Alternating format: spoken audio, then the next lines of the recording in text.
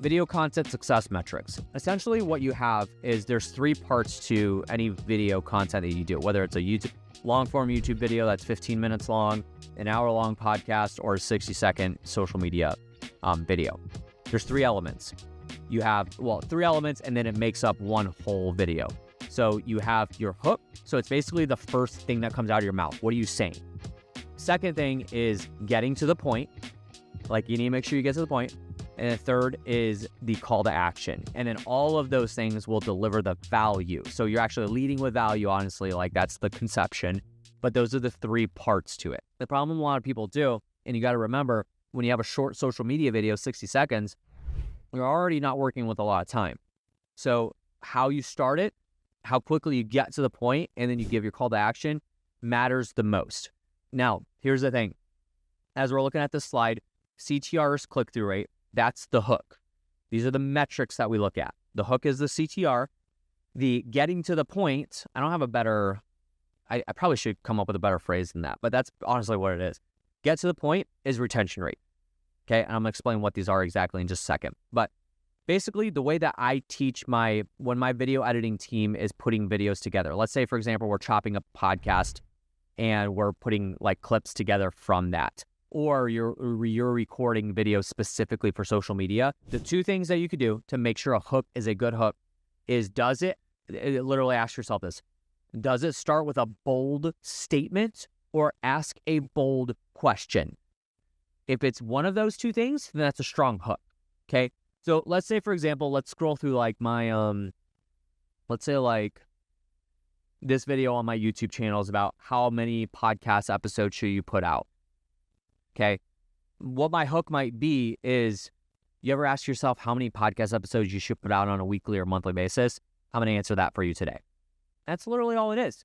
It just needs to be a bold statement. That was a bold question, kind of a combo of the 2. Another one is AI voiceovers, how to create those. So what I might say is, you ever find yourself needing a voiceover, but you don't want to record it and you want AI to do it? I'm going to teach you how to do that today. That's literally the hook that I am trying to get on. And the shorter you can make it, the better. However, sometimes you need to extend it out as long as it's good. And you can have ChatGPT. This is one of the things that I really encourage people to kind of script out, is have ChatGPT actually create a script for you to actually like get that out. So craft it a little bit, make sure it makes sense, make sure it's a bold statement, bold question, and then just read that off and then get into the video. And the beautiful thing about post-production video editing is that I can just say that now, stop for a second, think about what I'm going to go into, and then I can get into the video and my editor will clean that up, take out the dead space, and not worry about it. So we need to heavily focus on our hook because that's how people are going to stick. Think about the next time you scroll through social media and how fast you flip through videos. Everybody else is doing the same thing. So like if you come across a video, it takes a quarter of a second for our brain to realize if this is something that's relevant to us or not, and if we're going to stick around or not. So that's the first part of it, is hooking people. The second part is getting to the point. So we need to make sure we are actually saying something. And I tell my editors in the videos that we create, if something profound has not been said within the first 10 seconds of the video where I could walk away and say, I learned this from that video, then the video is not yet ready to go and it's not a good social media video.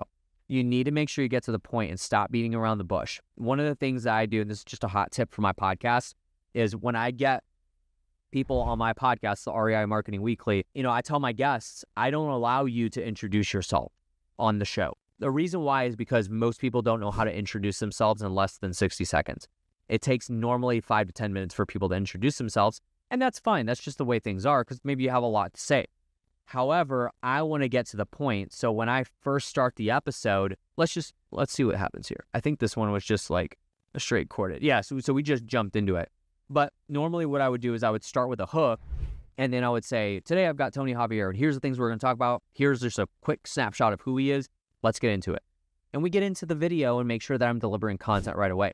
So literally when I'm recording episodes with my podcast guests, we are jumping in immediately. Like I tell them, I'm like, we're not batting around. Like I'm literally jumping right into the episode and the topic. So we're getting down to it. So that's important to make sure that you have that retention rate going. And then call to action, we already went over that. So CTR is click-through rate. So basically think of it this way. It's exactly what I talked about with the hook, is, and it's same thing for social media, it's just kind of looked at differently.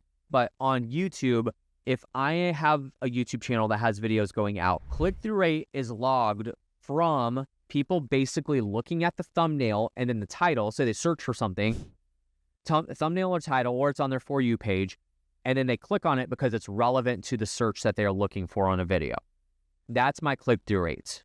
With social media, it's basically, you can think of it as like your thumb stopping rate. So if I am scrolling through videos and then I stop because a video interests me, that hits the click-through rate. Okay, so that's what that is. A retention rate is basically how long somebody consumes the content for.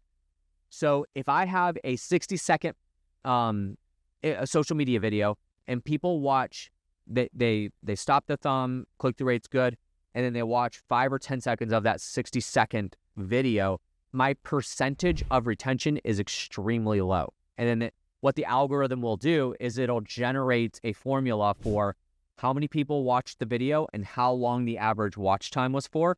And then that's how you have videos go viral or they are dud and they get no views. That's literally the formula for algorithms. Because what the algorithm is meant to do is to present content to people based on relevance, like we talked about yesterday, but then also importance of relevance. So how important are these videos to the viewers? If 100 people come across your video and only 2 of them watch the video all the way through and the rest of them drop off 25% through, then your retention rate's going to be really bad and the organic algorithm is not going to show the video to anybody. So that's how it kind of works. So you got to make sure that you pay attention to those things, and you can facilitate that by having good hooks and then getting to the point quickly. So that's very important. Pivoting one more time. That's how we're running our video. So basically, I gave you the formula of like, when you start recording your video, you're going to actually jump in and you're going to say something profound. Like if you're a real estate investor and you're doing a walkthrough of a property, you're going to open the video with, we just made $60,000 on a wholesale deal with this property behind me. I'm going to tell you how we did that. And then you're getting into the video and you get into it very quickly. You don't fluff around or anything like that.